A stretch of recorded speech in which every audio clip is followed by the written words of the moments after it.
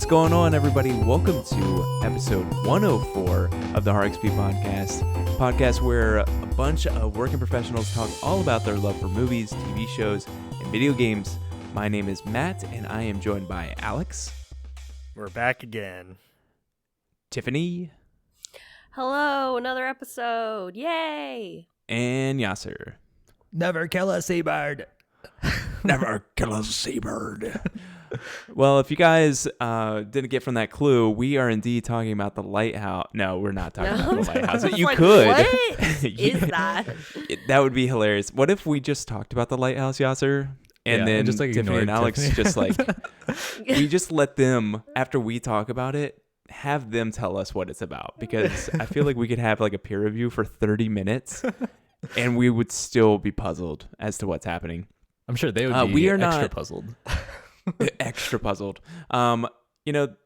This whole monologue might seem like a complete like off the rails, away from the main story. Like, where are we going? Well, that's the segue I'm looking for, okay? Because we're talking all about our side quest in real life, not in a video game, but side quests in real life in 2024. You know, we started this year. We talked about goals. Some of us are working on those goals. Some of them are done. If you haven't checked out, Alex has interviewed all three of us about some of his recommendations. It was a really fun listen. I listened to these other two lovely hosts talking about Virginia and Project Hail Mary. It was a really good listen. Check it out. It's in the feed. But outside of these goals, life goes on. There are things that are keeping us from these goals. And so we're going to be talking all about some of the side quests we have done in real life. And, I'm going to start it off. My game of the year last year, 2 years ago. Wait, when did Elden Ring come out? Elden Ring was was that last year? 2 years ago. No, it was 2 years ago. Time is a flat circle. My game of the year 2 years ago was Elden Ring. Loved that game. Well, guys, DLC came out for it. Shadow of the Erd Tree. I bought that thing. I downloaded that thing. I have not played that thing. You know why I did not play that thing? Because it was spooky season, and I went on a little side quest called Time to Go to Yarnum with Bloodborne. And let me tell you what a side quest it was. This is something that's been on my back burner for years. This game came out 9 years ago at this point. I have been waiting for a 60 FPS patch. Now at the PS5 Pro, which I'm not planning on getting. Maybe that could be a reality, but still no news for a 60 FPS patch. And I said enough is enough. Still waiting. I'm gonna play this thing. I played it and I loved it. It's honestly one of my favorite games that I've played this year. Might even be one of my favorite Souls-like games ever. It's one of those things where it's like, this is a strong year in games, and this is still something that I'm gonna really struggle to not keep on our top 4? Question mark? Are we doing top 4 or top 6? Top 4? 4, yeah, because there's 4 of us. Too many people. Oh, yeah. Honestly, Yeah, so 4 you just seems like ruined such a it. weird number. Why are there 4 of 6 us? was a weird number. Yeah. 6 is 6 times. Okay, We could so do 3. 18. So Top 3. That'd no, really... these jabronis. Listen. These jabronis made top 3 impossible because they were like, no. I'm going to 'Cause it's start gonna be having more impossible. broad categories for my top. Oh my 11. god, he's gonna be like, Earth is my Remember- number 1 recommended experience remember when because Alex? I traveled. Remain on this planet. Yeah, Don't go to Mars. yeah. Remember when Don't go Alex looking was for like astrophage. my second favorite experience this year? Is the Were entirety of a JRPGs. genre. Yes, the entirety of a genre. And then I think your It most could be again this year. Who knows? I think your Oh, most God. recommended was a JRPG, but you were like, especially all the other ones too. There's just too many to count. But can I just keep bragging about Bloodborne? I played Yes. Bloodborne. I played the Old Hunters DLC. Both of them were awesome. And honestly, that 60 FPS, I definitely see it. I see 30 and 60. I see the difference there. Once I got started, though, that art style just like took it up, and it was great. Love the game. Love the game. I know some of you have played some Soulsborne. So you've been killing it with Soulsborne games. I have a question for you, actually. Yeah. So I actually have heard this before, that Bloodborne is some people's favorite Soulsborne game. And I'm curious because like you've been on this huge like Portal push this entire year, it feels Ooh, like. That's right. Did Yeah. you play this on the Portal or did you play it like on a TV proper? I did not. I played it on TV proper. Okay. Whoa! Yeah. That's almost like a I side feel like quest you in had to. itself. Like you can't The play this on TV. Portal, right? Portal was like 90% of my gaming up to maybe a month and a half ago. Oh. And then I moved the PS5 downstairs. Oh. Been playing in the living room, and I played all of Bloodborne in the living room. Like There it's, you go. It's too twitchy. It is. Yeah. You It's are like my carrying neighbors everything. were freaking out outside. Yeah, listen, there's part of it where it's like a bunch of people are like walking their dog, and it's like right in front of a huge window, and I'm like, there's just Bloodborne happening on my screen. Judge me if you like, but it's great. Really, really good game. I think depending upon the connection with the Portal, I think it could be done. I just think this is probably the worst game to do it because you get punished so easily if you miss one parry. Yeah. I'd be really nervous to do it. So I just kept it all TV. Okay. That I think that makes sense because of the timing that you need on the game. But I was also curious because I feel like sometimes 30 FPS is a little bit more manageable on a smaller screen versus like That's a true. TV. But I think you probably made the right decision overall. Yeah. Honestly, it melted away. Like the 30 FPS, like, oh man, this looks like it's just chugging. Like it almost looks like Spider-Verse. Like it was like part of the plan. But man, You kind of get like used to it after a bit. after a while, it was like 30 minutes and I Yeah. couldn't even tell a difference. Yeah. It's just your eyes are Really bleeding. You're like, oh, I can't even tell. Blood So- everywhere. Can I ask, like, why you consider Bloodborne a side quest? Like, was it unexpected or like what? So like- unexpected. I have Okay. been like waiting for every announcement that comes through. Like every year, whoever drafts Silk Song is just waiting Yeah. for Silk Song to happen. Well, Yeah. outside of that, It's gonna I am happen this waiting. year, I believe. Okay. No. Someone remind Alex what month it is. The sad part is he's still gonna win Fantasy Critic. That's the sad part. Or Tiffany. It's one of those two. But keep going. Sorry. Yeah. Let's not talk about Fantasy Critic. I've been waiting for like that. Hey, PS5.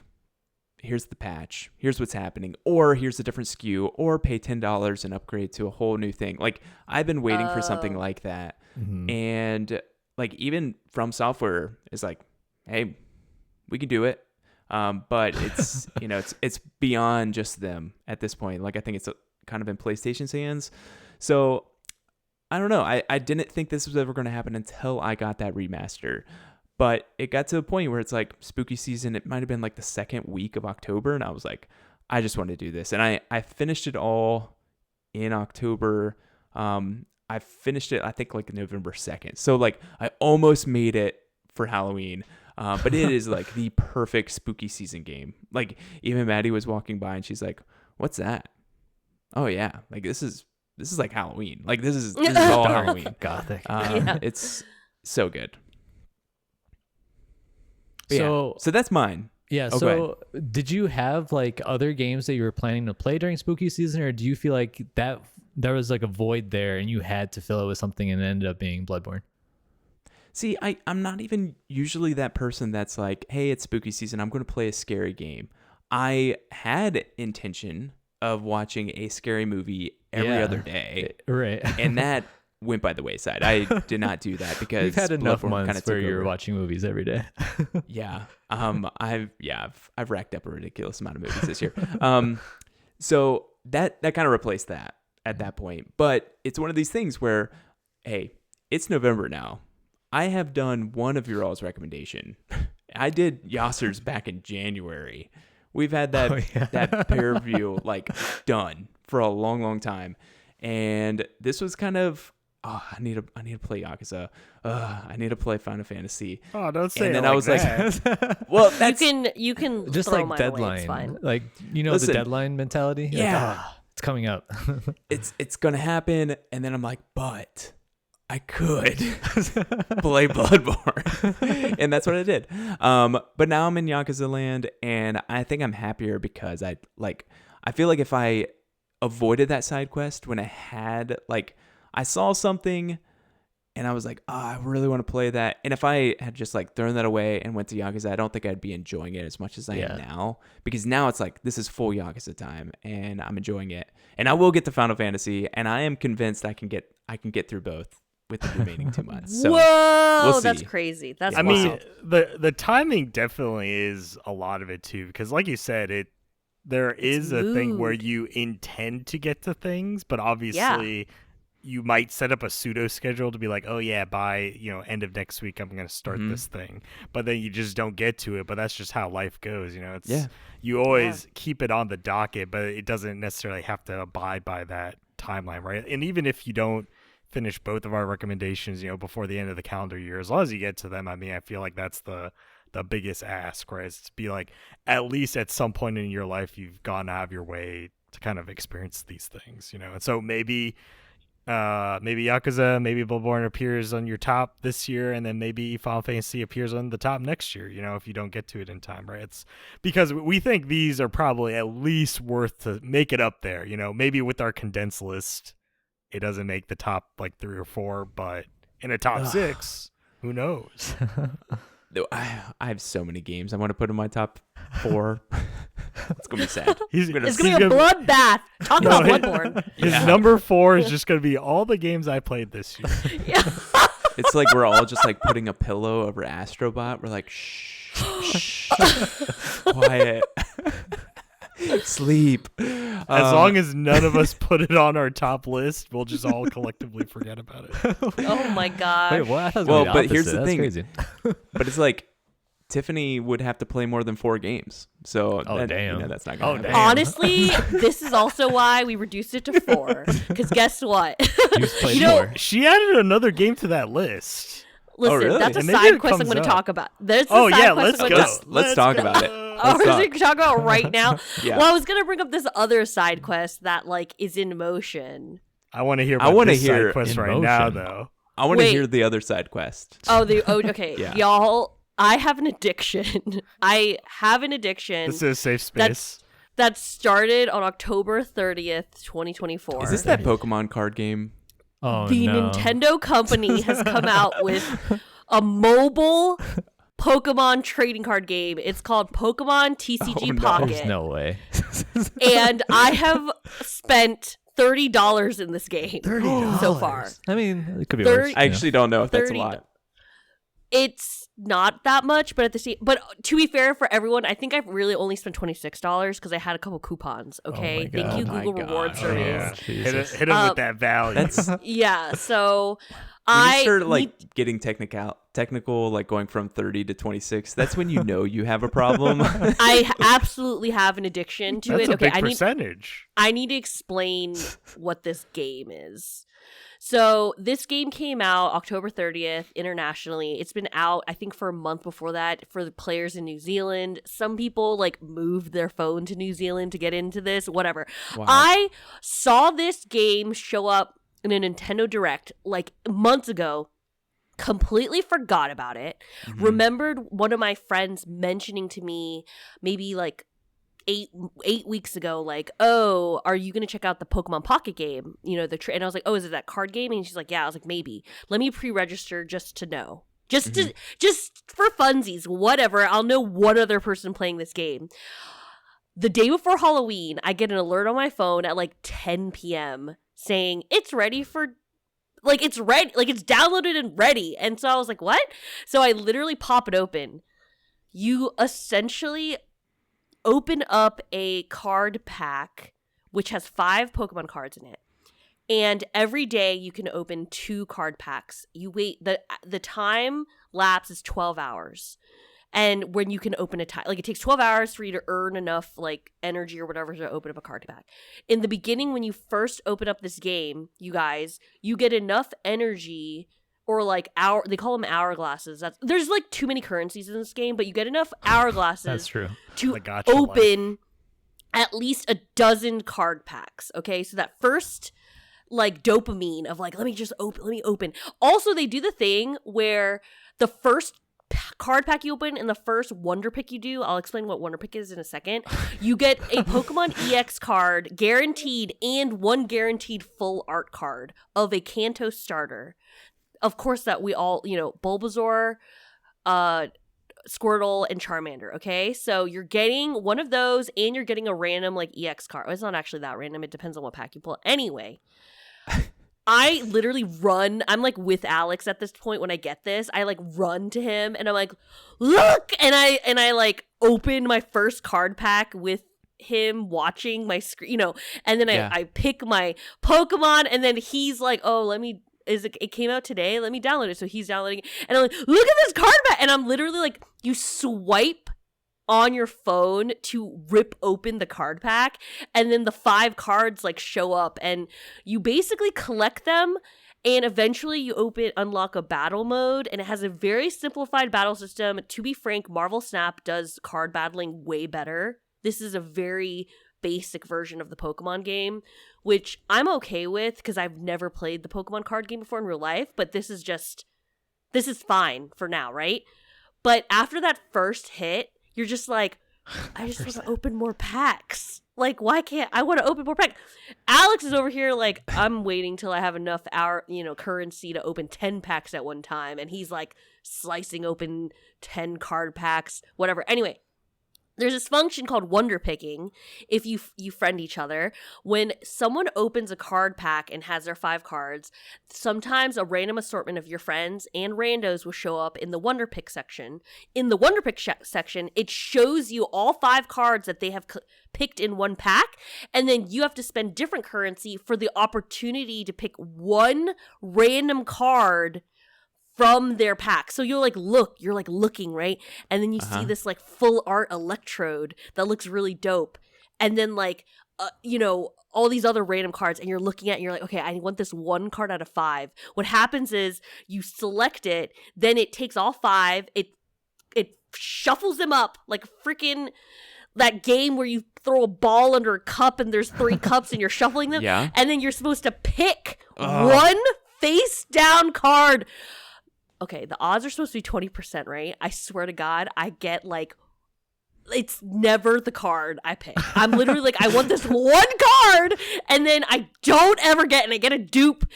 The number of effing snoms and sizzlepedes that I have right now, I will burn those cards to the ground. If they were real in my hands, I would have tore them up and throw them out the window. Jesus.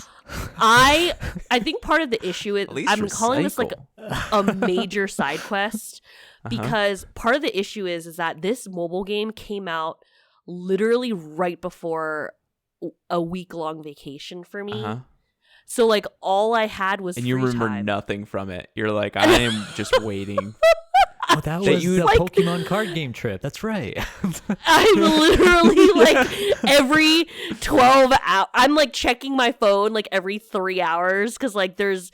They had events going on too during the week, which is really cool. There's a Meowth event. There's a Lapras event. There was stuff going on. That's cool. Not a lot of depth in the game, but the act of collecting the cards, and there's 226 cards in the set right now. Out, not including promos. And there's a secret mission if you collect one of every Kanto starter. So the OG 150, you get the secret Mew card. You know what I mean? Wow. Yeah. And I'm over here. I'm I don't have a Seadra. I don't have a Nidoking. There's I think I have 20 cards that I don't have that I need. But bro, I have a lot of cards. I have over 700 cards in this game. God damn. That's a lot. Do the math. Yeah, if you divide that by 5. That's a lot of card packs. A lot of packs. So packs she bought. Well, are those unique ones, or are those including dupes? Dupes. Okay. Including dupes. So I only have I have less than 200. I have less than 200 of the set, which is like I said 230 or something. But sure. I have a Pikachu EX deck that I'm playing. Each deck you play with is 20 cards. And, I love my Pikachu EX deck. I'm super happy that I was lucky enough to get that card because that deck is actually pretty good right now. There's a Mewtwo deck that's pretty dope. Super meta. I'm in the meta. You guys, I spent an hour last night before bed watching YouTubers open packs. Ain't no way. Just to watch someone open a Just pack. to full get the circle. dopamine hit. Just to get the dopamine hit of watching these people and react to it. And I make Alex like, I'm like, when Alex and I were on vacation, I was like, is it time to open a pack? That you described it as a hit. That's the most like red flag that this actually is an addiction. You're like that first hit when it, oh yeah. I'm just like, I mean, that first pack you open and you're like, oh my god, like my first EX card was an Arcanine EX, and then I got a full art Squirtle, which I'm gonna be honest, I think the Squirtle and the Bulbasaur full arts are the best two. The Charmander full art is like, Can you trade okay. cards in this game? Not yet. Okay, hear me, Yasser, I'm so glad you asked. Okay, so trading is coming soon, quote unquote. There was an announcement today by the Pokemon company or the Dina app makers or whatever. It sounds like trading will come by the end of the year. Nice. But they said certain cards. So you know, the community thinks that they're going to lock trading behind an additional currency. Ain't no way. You know, cuz then people aren't like creating, you know, all these Smurf accounts to try to trade these cards, you know, into a main account. I have no idea. Maybe you can't trade. Maybe you need to trade specific rarities of the same type. Like, it's not fair to be like, here's my dumb Snom for your full art Charmander. You know what I mean? Even though, I mean, what if they're just missing that Snom and they really want it? Like, let them have it. Like, That's true. you know what I mean? So Not I'm for really hoping. everybody. I'm really hoping for trading soon because Alex has some sweet card. God, Alex. Honestly, I'm like, do they just reward? Are they just giving? Is Alex your Smurf account? No. Yeah, I will just dump all of my cards into her account and then give up the game because I'll just have lost everything. Physical media is dead. But I haven't spent money on it, so it doesn't matter to me as much as it does to her. I mean, and also the thing is, they come with a 2-week free premium membership. The premium membership is $10 a month, so it's similar to Snap. And you get an extra pack every day, so you can open 3 packs instead of 2. Are you on your And free then- trial right now? I already ended my free trial ended, and I didn't let it renew. Matt, I was like, I'm not going to let it renew. I'm going to just live my life without that 3rd pack and see how sad I am. And then if it's really sad, it's only been 1 day so far that I haven't had that extra pack. Matt's face right now, you got audience. He I can't think you are believe addicted. the words coming out of my mouth right Are now. you The still mistake playing she Pokemon made- Snap? Wait, say that again? Are you still playing I mean, Pokemon Marvel Snap? Snap. I mean Marvel Marvel Snap. Snap. Sorry. I now log into Marvel Snap once a day That's it. Wow. instead of twice a day. I The think I used to transition's log almost on. complete. Yeah. You're almost No. you're almost out. No, listen, no. Marvel Snap is still Marvel Snap. The actual card play in Marvel Snap is better Is the game, than yeah. the Pokemon game. Yeah. But the thing is, the Pokemon is new. It's literally brand new. Brand new. I have a sweet Pikachu. It's not the sweetest Pikachu. There's like there's better Pikachus out there, but like I'm like also that's the thing. I'm trying to open up the packs because I want that better Pikachu card. Do they got the big chunk Pikachu? Yes, Nice. They do. I have one of those. Oh, I have at least one of those. So yeah, Matt, the game is super like. So Alex is playing this game very modestly. Like he logs in like in the morning. I let Auto Battle take the wheel. Yeah, let's Auto Battle take the. He logs in the morning to open the pack because it like.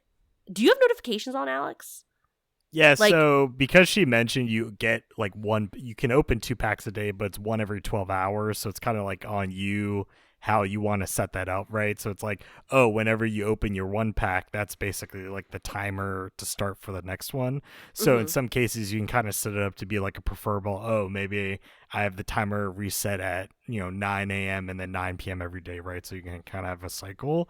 I've left it because we've come back from a foreign trip on kind of an awkward time for us. So it's kind of like I've left it where in the morning I wake up, boom, I have a pack ready, to go to open as soon as I wake up in the morning. And then randomly in the middle of the day, I can open another pack. So I do leave the notification on specifically to let me know it's like, okay, the timer's expired, so you can open another pack. But it's something where I'm like, that's basically been the only thing that gets me to open the app at all, is that notification. Otherwise, I would probably just not think about it ever again if I wasn't being alerted to be like, oh, by the way, you can open something. Because I feel like at this point, right, as Tiffany mentioned, the game is more about the collectathon aspect right now, especially because there's only one set. So like the game is at its lowest point, right? Like there's the least number of cards this game will ever have going until its end of service.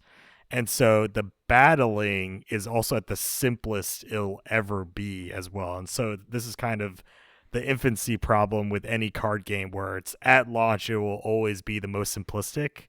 And so I'm kind of at that point where I'm like, I'm very disengaged with it. The decks kind of build themselves, right? There's like a handful of set kind of meta decks, right? So until you get more cards, like until new cards get added to the game, for me, it's like very low motivation to care about it, because I can, see what the meta decks are, understand, okay, those are the best ones, those are the most consistent.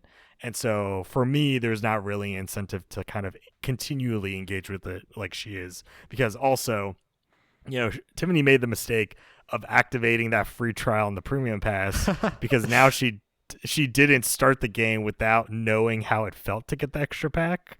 So now that she's only played the game, or like 99% of her playtime has been with that extra pack, that's kind of her standard now. And so there's going to be that, moment of feeling, wow, something feels like it's missing here, which I think is a big get as to why they gave that free trial in the first place, is to get you accustomed to that loop of having more than two. This is like drug dealer mentality. It's like, this we will like get the first. Yeah. It is. Also, side note though, what's kind of, I think they know what kind of game this is that there's a limit of how much money you can spend physically every day. Oh, that's nice. What is it? Yeah, limited so to? I think like $200. I think it's $2,000. I think it's like a little bit over $100. Oh, okay. A day. A day. A day. Okay. What? Well, What? it's like, at least it's nice where like a kid can't take a credit card and then like spend $1,000. You know. Yeah. Yeah. There's some kid out there that's like straight addicted to this. Like, I'd be addicted to this if I was a kid. Spend more than 100.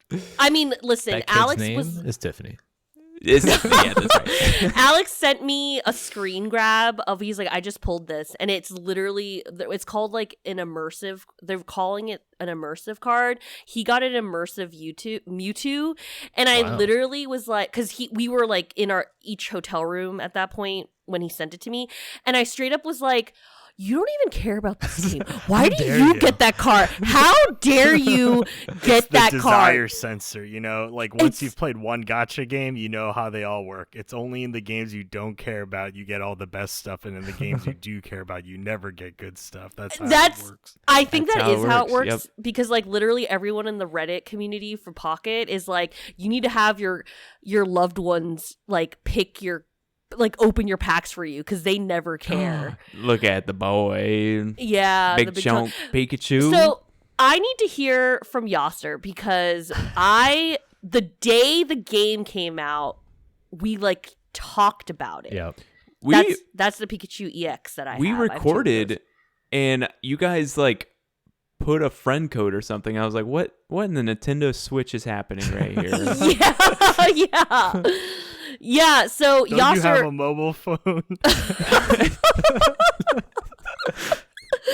Yasser, Yeah. I think you opened it and then never opened That's it not again. true. Oh, okay. No, tell me your journey. Okay. I think I'm probably closer to what Alex is saying, but I'm not even like that far. I think he's even like taking it further than I have.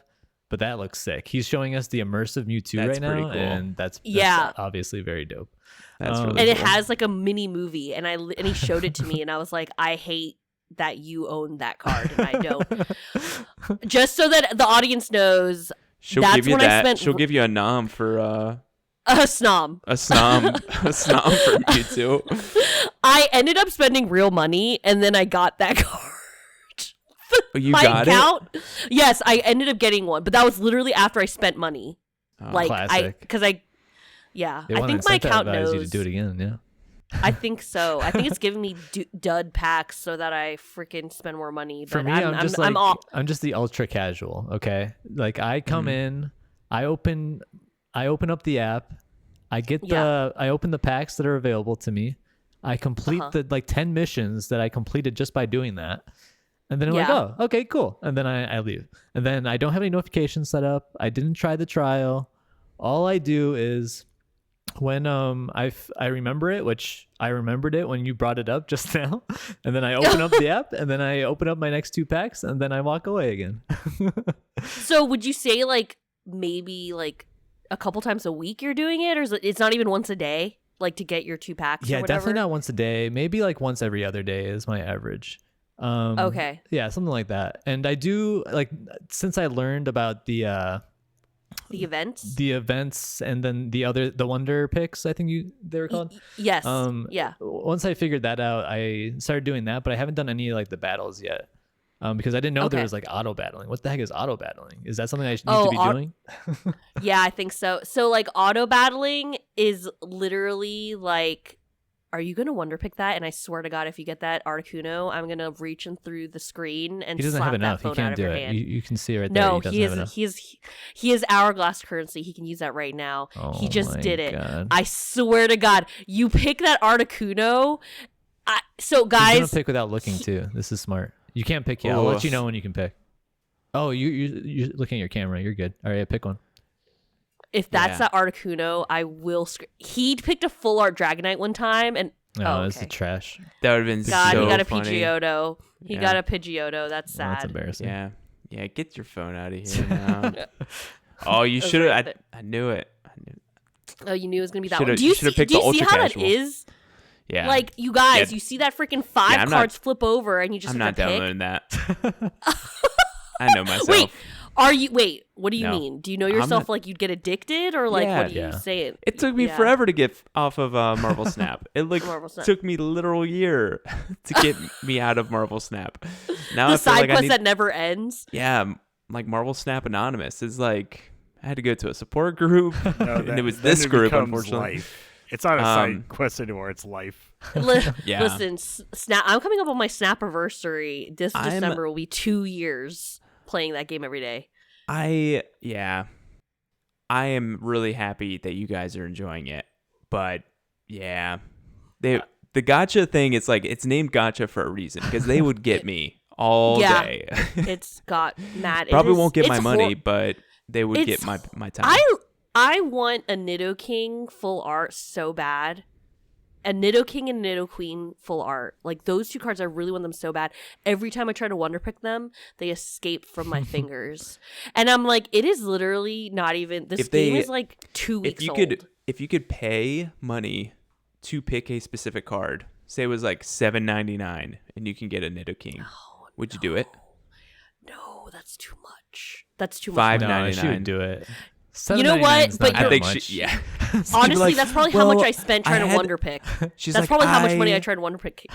I had some Google Play money, so that $7.99 is actually $5.99. So I would do it for $7.99. Oh my God, that is actual fact. I don't think it's that addictive personally, but I feel like for me, I'm waiting for like a true battle mode. Like if they actually flesh out the battle piece and like they make it more interesting. Like I haven't played Marvel Rivals, but if they did something that makes it more interesting like that game, I feel like I'd probably get on it way more. You know, Alex, do you think that they even have it in them to like improve the battling?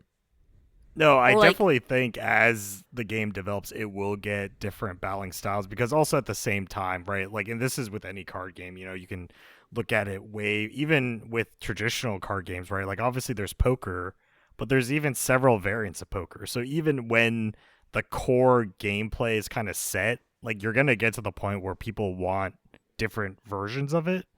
And so whether or not that's more complex, I'm not sure. It really comes down to, I don't know what their intention is in terms of the target audience of, do they want to target the collectors only, right? With the whole pack openings every 12 hours, or is there some way to be like, can you be a professional Pokemon Pocket TCG player? Like, I'm not sure if that's ever a route where they have like the real physical TCG tournaments, and then they're going to start running like actual pocket TCG. Like, I'm not sure if that's in the cards because they don't play exactly the same. So They don't play it could competitive at attract all. a different So audience. I don't see how that would work, honestly. So question for you guys.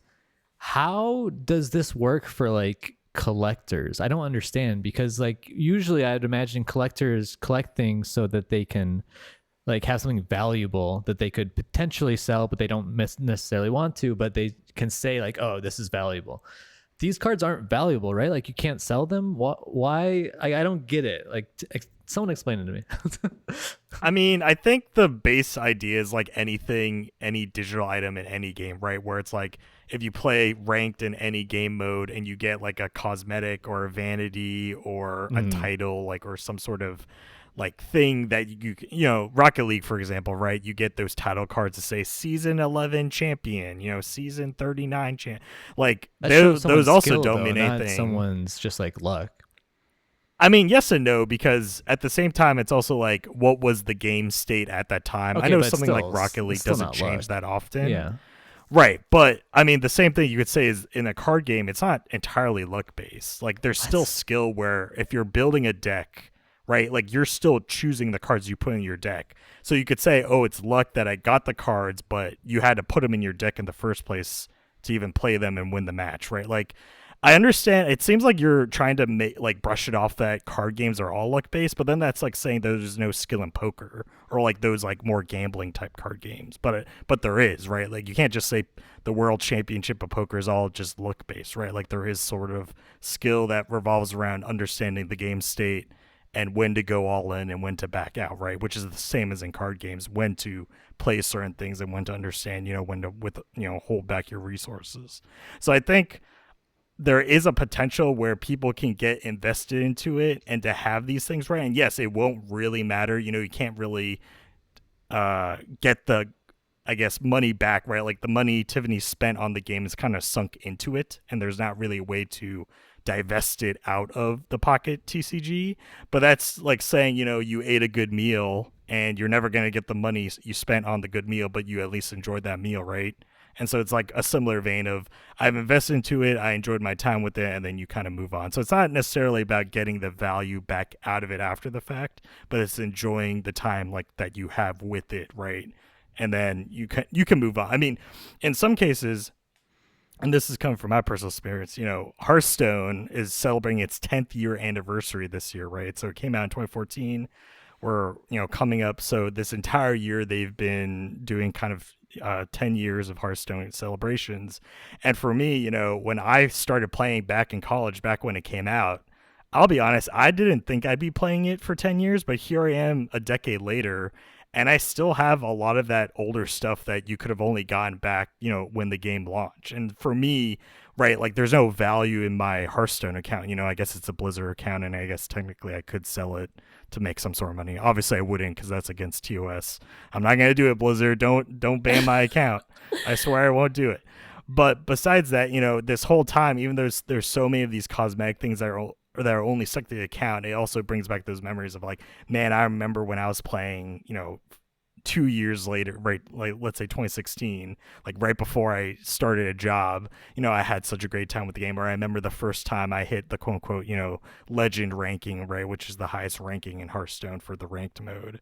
And so like there are those things to kind of give you those milestones to say, oh, I remember that moment. And that's really for you, right? Like a lot of this is just kind of yourself evaluation of like, I really enjoyed my time with this. And I guess that's also to say, I don't know if there's any games you've played for 10 plus years or just a really long time, but I think like these collector type things are meant to give you those moments to like look back and have that nostalgia feeling. At least that's how I see it, right? Of any game, you know, Hearthstone I played for 10 years, League of Legends I've played for 13 years. There's a lot of those ranked skins that you only get at the end of a ranked season. And those are cosmetics, right? I can use it. Other players can see it when I use it in a game.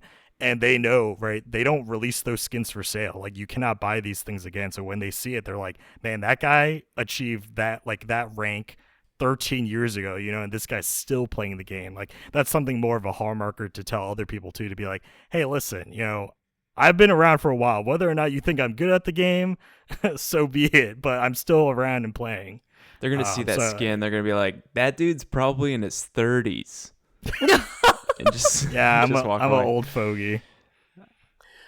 I think like also what's kind of nice is that for me it's like a digital collection in a way that doesn't feel as like oppressive as me like buying, you know, freaking like 50 packs of Pokemon cards and like I don't know how people do that like, either. yeah, that's a whole nother I mean I've been doing that now this whole past year with Lorcana, and that's like a whole nother separate situation. Yeah. Like I own hundreds of that's the main quest. I own hundreds and hundreds of Lorcana cards. But like with this Pokemon game, it's like, you know, battling is just enough where it's sort of interesting, even though it doesn't really keep much of my attention. But also the aspect of like filling out. I mean, Yasser, it's like whenever a Pokemon game comes out, I'm always trying to catch them all, right? So like, yeah, I do appreciate that aspect of the game. Like, I want to get all the cards for sure. Yeah, and like, you know, even learning later, like a couple days later about that whole Mew, like the Mew card, you just get the Mew card if you get one of every Kanto Pokemon, and it doesn't matter what type of Kanto it is, like whether it's a basic version, the EX version, or the full art version.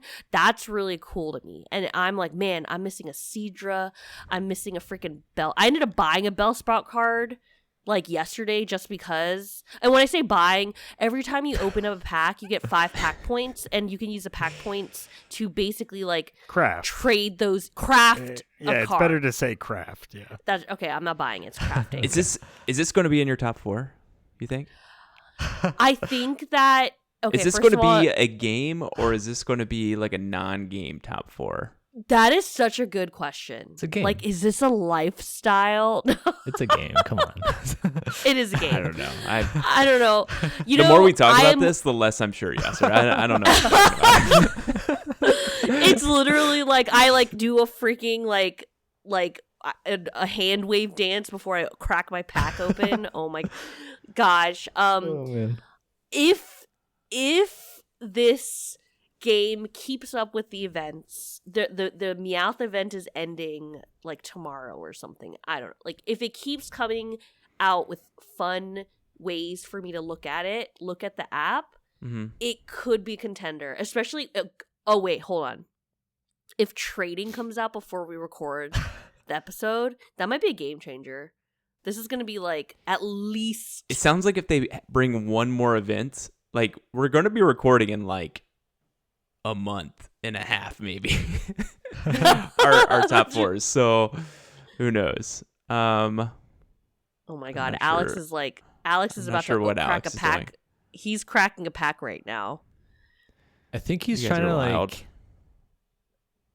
Is he trying to like tempt me? Yeah, exactly. Oh no! Oh, he got a card he didn't have before. Wait, what? Oh, I forgot your collection is like weak, not as robust as mine. Yeah. So dang. What? Oh. No, he got a Venusaur EX. You guys, that's crazy. That's pretty strong. Wow. That's a strong card. Or that's like a. How dare this guy's getting these? Wow, this was a good pack. Yeah. I'm glad I opened this on the stream. We need to do video more for our podcast. This would kill, at least for people like Tiffany. Can we move on from Pokemon? We talked a lot about this card game. Yeah, we can move on. Yeah, sir. Have you had any side quests besides this conversation right now? Have you had any side quests in 2024? One hell of a side quest. It's like 30 minutes. It's taking over my life. So I guess I kind of have. I only have one, I feel, to be honest. But when we went through our yearly goals, I talked about a lot of different media forms, but I didn't touch on movies. And so one of the things that I realized as I was going through this year, I feel like I did this without even kind of like realizing it. But I got back into like watching more movies over a single year. And so that's been a really fun experience. I have watched already more than double how many movies I watched last year, and I still have a couple of months to go. And I think I'm going to hit around like 30 or so movies. So that's actually that. quite the side quest, I think, for me. And there have been a lot of really unique experiences and a lot of movies that I've kind of scratched off the backlog that I feel like have been there for a very long time. So it's been a very rewarding side quest, I'd say. I don't want to get into too many because like there's some things that might come up for other ones, but yeah, ask your question first, I guess. So out of these ones I'm more interested in the ones that are in your backlog that you like finally unearthed and took some time to watch them. Anyone that you're willing to talk about now? So one that comes to mind that I think I talked to you about, but I'm not positive. I know I brought it up to a few people because of how much I enjoyed it. The Lighthouse. No, I'm kidding. It was a movie called Hereditary. There's always a lighthouse. Ooh, Oh my God, Hereditary. Yeah, it's been on my backlog for a very long time. We're talking like, I think it came out like 2017, 2016, something like that. And it's always been like a very odd movie in terms of like concept to me, as far as like what I had heard about it before I watched it. So I think that's kind of what pushed me away from watching it right away. It's just because a lot of people had some like weird feelings about watching this movie, and I can see why now. But honestly, the way that it was shot kind of like blew my mind. Like some of the scene transitions I thought were really cool and really fun.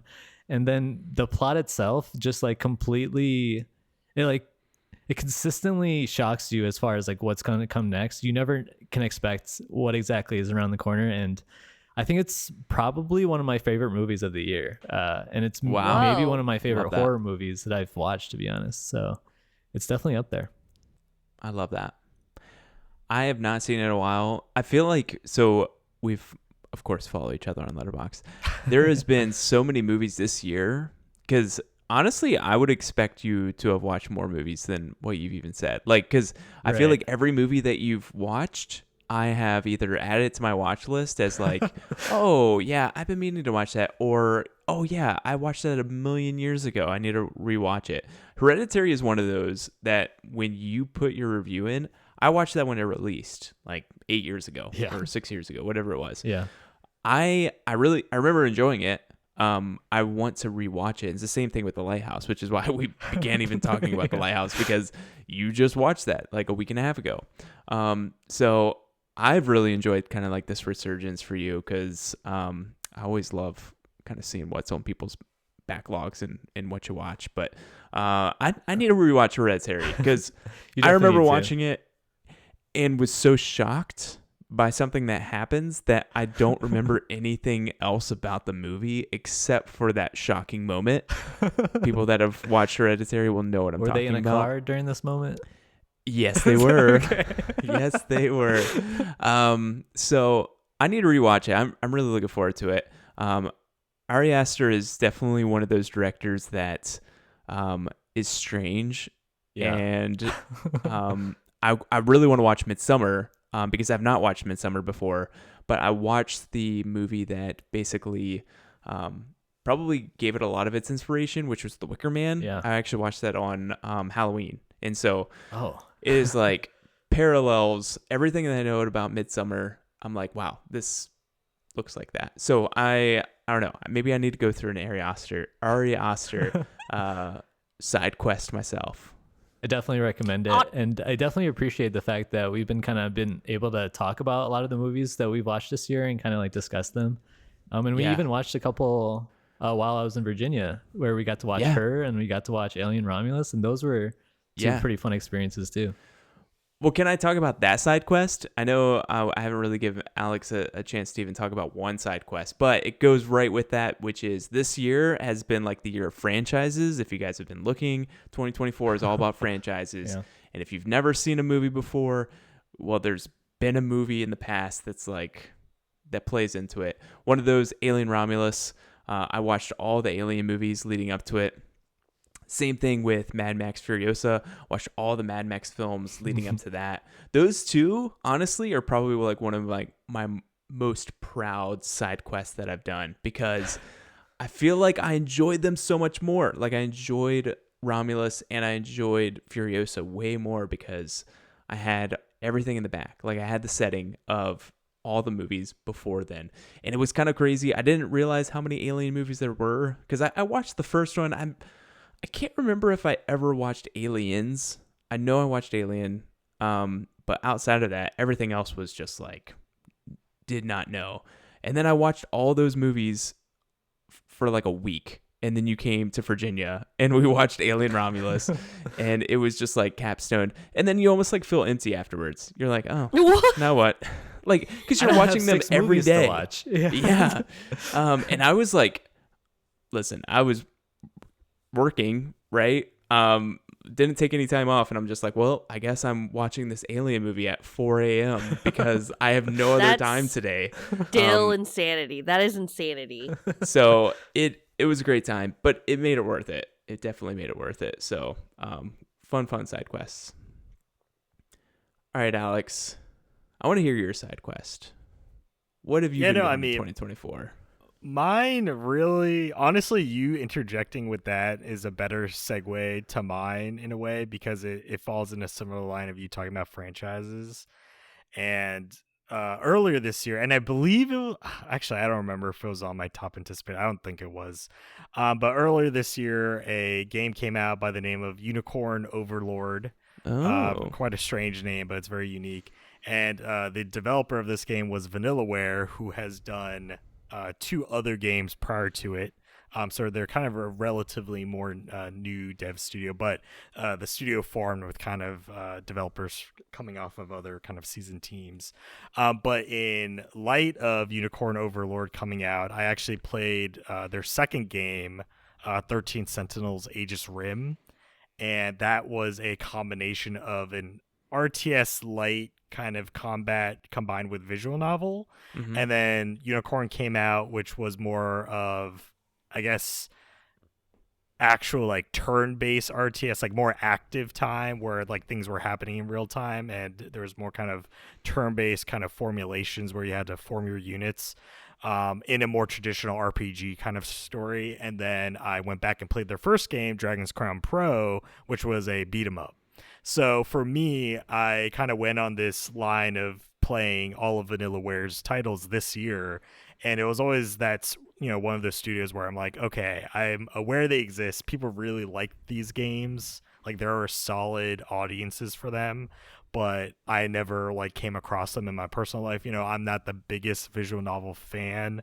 So the fact that the second game was mostly the visual novel, it wasn't very intriguing to me, but it's the idea that it was more of a sci-fi mystery type of story is what gave it enough of a spin to say, okay, well, even if I don't like the visual novel aspects of this game, I think the story itself is very intriguing, right? Because it kind of couches, especially the gameplay, in a very nice kind of outer shell. And so for me, it gave me more insight into that studio and why a lot of people like it. I kind of give it a similar vein to, if people are aware of, the Behemoth. So the developers of Castle Crashers, Battle Block Theater, Pit People, right? Mm-hmm. They kind of do a similar thing as Vanillaware, where I guess technically Vanillaware is more so copying them, where, right, the Behemoth has a very particular art style, and they just create like vastly different games, but keep reusing that same art style. So you can get an RTS, you can get a beat 'em up, you can get a puzzle game.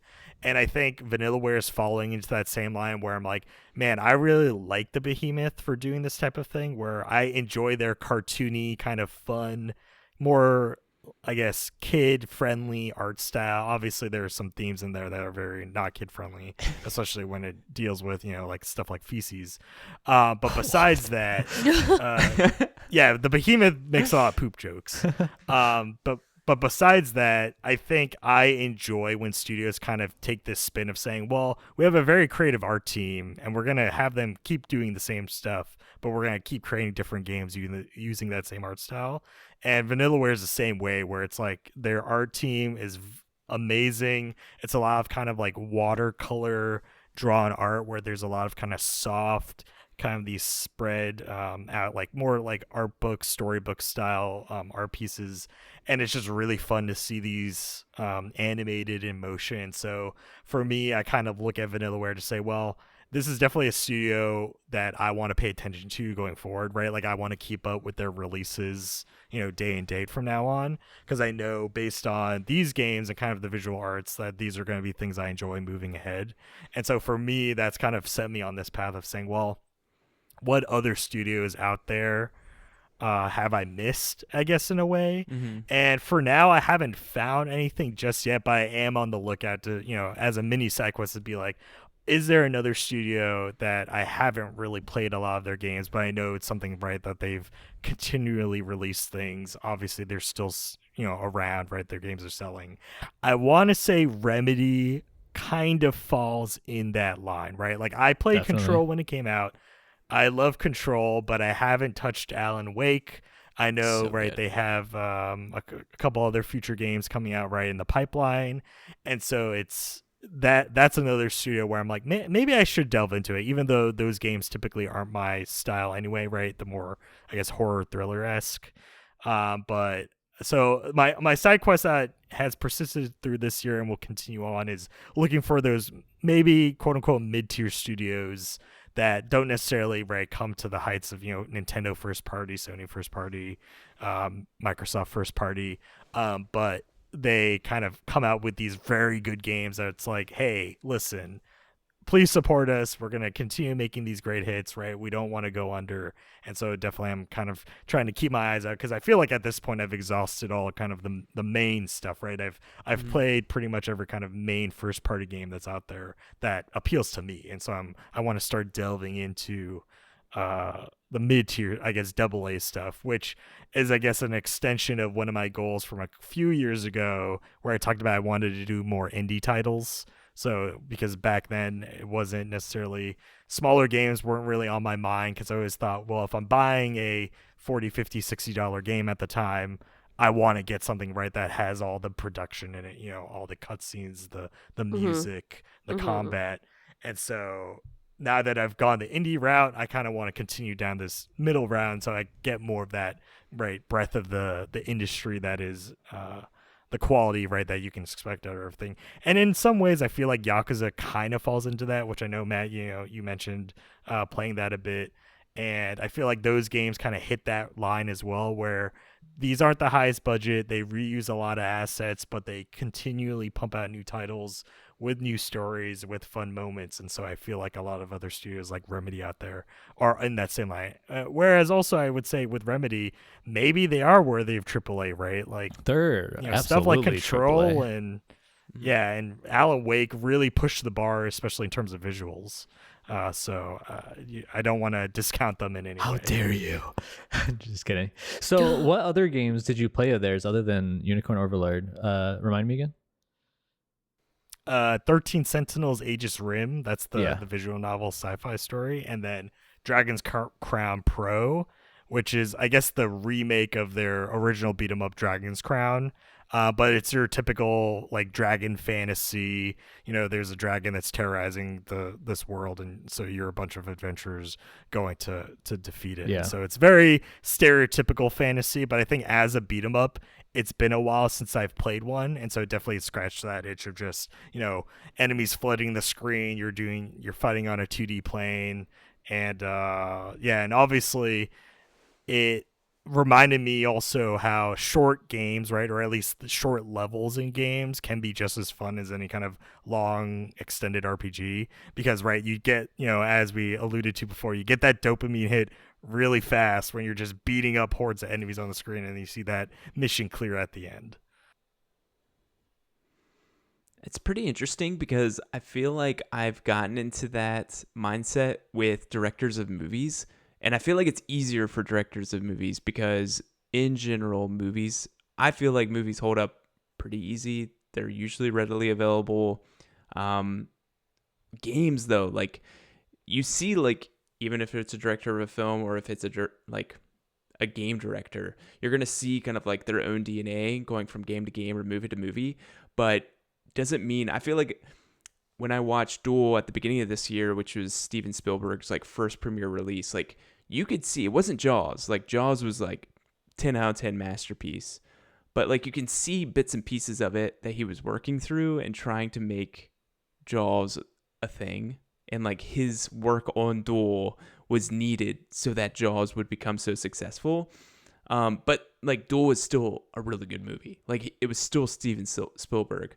I almost feel like games, it might be even more difficult because not everybody, I don't know many developers where I'm like, oh, they're hitting 100% of the time. Like they're always going to be good. Like I feel like Remedy might be that one for me, but I don't know. Like many others, I really enjoy From Software, but not all their stuff. I'm like Armored Core, not super into. Like there's just so many things where it's like, it's more than just like I like watching movies. Like it's like I like certain genres, and especially if they go from genre to genre, like sometimes they don't hit super well for me. Yeah, and I know with From Software you mentioned I want to say, but at least could you see the Bloodborne DNA carry into Elden Ring, for example? Like, was there 100% elements of like that design that did carry through, and you're like, oh yeah, this was really good in Elden Ring. Oh wait, they already had this 9 years ago in Bloodborne, like down, like pat. Yeah, there's definitely things, and I was like, oh wow, like they were novel to me in Elden Ring, but they were working on it in Bloodborne. Like I can't even think about it. Some of it, I think it was actually because most of the weapons were trick weapons, and like some of the weapons in Elden Ring like have multiple different types of uses, and it's like that was like really novel to me because I was thinking more of like a Dark Souls side of things. But it's like, oh no, they've been cooking with this for 9 years and like perfecting this. So maybe that would be that developer. I don't know. Like I feel like that's such a niche developer that would like hit off on everything. Yeah, but I do feel like you can see like the progression of dev teams in a lot of different games, especially when you experience some of their games in like their AA days, and then you see them in their AAA days. Like a couple that come to mind are like CD Projekt Red, where they came from these like really smaller games in Witcher 1 and 2, and then you see like the evolution of that in Cyberpunk and Witcher 3 in comparison. And probably you can say the same for like Larian Studios and stuff like that. A lot of these dev teams though are so different. Like true, some of them remain the same. Some of them like really remain the same. And I think Remedy is one of those that has remained the same. But it's like some of these from like early 2000s, it's like, oh, none of those people are still here. Like they're in name only. Right. I feel like that's tough. Yeah, that's probably why you don't see it as much, is because like a director is a director, while like game directors obviously have a huge role in game studios, and even those game directors move around, so it's tough. But outside of that, like dev teams there's so many more things involved that go into video game making versus I feel like a movie, where you don't see that like that direction consistency across timelines of a dev team for sure. It's interesting. Can I mention? Oh no, I was just gonna say, in a similar vein, I feel like another studio where I guess I'll kind of keep up with them, even though they've only kind of really done one game, is Shift Up. So the Korean studio that released Stellar Blade this year. Oh, okay. And so they've done mobile games in the past. Like they have like 3 like phone games, right? They're gacha games, so obviously they're very heavily monetized around microtransactions. But with Stellar Blade being their first kind of foray into AAA kind of console experience, I am, having played that, interested in keeping up to say any future RPGs they come out with. I'm also, keen on keeping up with it. So that's more of kind of in its infancy, but I definitely look forward to seeing what they do, especially as a Korean dev studio. Go ahead, Tiffany. What'd you have to say? Oh, well, I was gonna like mention one other side quest that I had that wouldn't take half an hour, because I thought we were like on the tail end. But if you have still want to talk more about, okay. She's like, let's talk about Pokemon again. One more time. It's different though. No, I just opened a pack and guess what was inside. No, stop it. My what I was gonna say was it full art? But anyway, so my other side quest that's happened this year was basically, when I usually pick up books, it's geared towards sci-fi and fantasy, but this year I actually listened/read thrillers, and that is a complete side quest for me, because normally I do not read thrillers or even mysteries, I feel like, without a sci-fi or fantasy element. And this time was straight up just normal people dealing with a situation that was uncomfortable, and and I'm trying to figure out why. So Honestly, I'm gonna say I don't know that the book version. Like, I don't. You're think, selling this story, by the way. Listen, Two people, book thriller. a weird situation. I mean, I'm just trying to say that it's like not an alien or something. Yeah. So Yeah. it's like, why even is this? You find that out later. Yeah. I do It's not always an care for alien. these. I'm gonna be Oh. honest. So your side quest, you hate it. Yeah, I said I don't really care for. I don't like Oh, I this. had a bad ending. Honestly, I prefer movies, mystery and thriller Mm-hmm. movies, way over, like 100 times over a book. Because there's just so much more you can do with visual storytelling It's true. that's not being said. And the fact that I think the biggest like issue is that most of the time in a thriller or mystery, you're getting one person's perspective at a time. And I mean, technically in a movie, you kind of get that, but at the same time, you see what other people might be doing from that person's perspective. And it's just more impactful when I think the movie can give hints that the narrator might be unreliable in the movie versus a book. When you're just like, in the book, the narrator is, you just assume it's true. And like, you know, they have to be very blatantly obvious in leaving clues when you need to start questioning their, you know, sanity or whatever. And I feel like it's just, then it's almost too in your face versus like in a movie, it can be pretty subtle. At least that's my opinion about it. Mm-hmm. There is, so I really like mysteries and thrillers as like books. Novels. Yeah. So maybe a difference of opinion there, but there's this book series that I read 2 of them so far this year, and another one is coming out that's going to be like Christmas themed that should be coming out the rest of this year. The author is Benjamin Stevenson, and the first book is Everyone in My Family Has Killed Someone. I listened to the audiobook and it was really good. Like, the hardest part about mysteries and thrillers in audiobook is that sometimes you mix up people's names and like, especially if they sound similar. So that could be tough. But he is an author by trade. Like, this character that he plays Ernest Cunningham as like the main character. He's an author and he talks about writing mystery thriller killer like books. And so he like talks trash about all the tropes of mysteries and thrillers. And one thing he talks about is, you know what? I hate when the narrator is unreliable. So I'm not going to be an unreliable narrator. And he just like, that's how he kind of like talks through what's happening. And it was super refreshing and I really enjoyed it. You know, they may not be like 10 out of 10 classics, but it does make it a little bit more fresh. So if you want to give it a try, like your last One more try for a side quest, One more try. if it's available in your Libby app My local for any library. of the libraries, Everyone in My Family Has Killed Someone. That's a really good one. I really enjoyed this year. So check it out. I might check it out. Honestly, part of the issue might be that the 2 books that I also listened to in audio form, the plot twist was that they were unreliable. And I'm like, I'm over this. Like, literally, like, is there no other like story that's the person's just not crazy? Like, why is that's the plot twist? It was all in their mind. And you're like, what? Okay. Can we get original, please? I don't know, whatever. Yeah. Well, perfect. I think that's it. I think it's time to go back to the main quest and leave these side quests behind. Well, Tiffany still has to work on her side quest.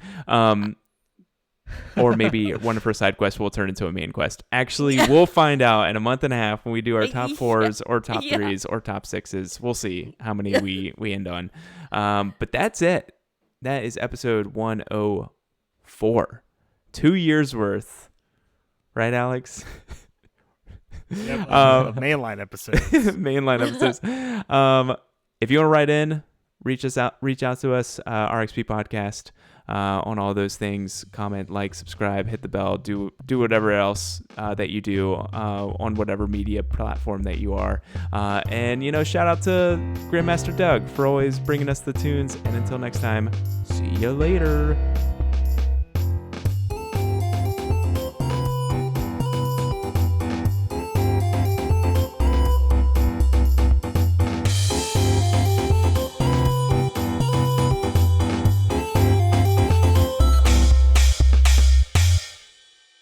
It's gonna happen, and then I'm like, but I could play Bloodborne.